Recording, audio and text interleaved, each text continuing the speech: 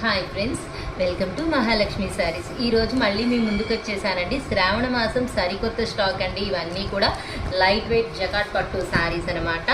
చాలా చాలా గ్రాండ్గా ఉంటాయండి. లో బడ్జెట్ శారీస్ బాగా రిచ్ లుకింగ్ ఇస్తాయన్నమాట. లో బడ్జెట్ అంటే ఎంత అనుకుంటున్నారా? ఏ శారీ అయినా కానీ కేవలం 500 రూపీసే ఫ్రెండ్స్.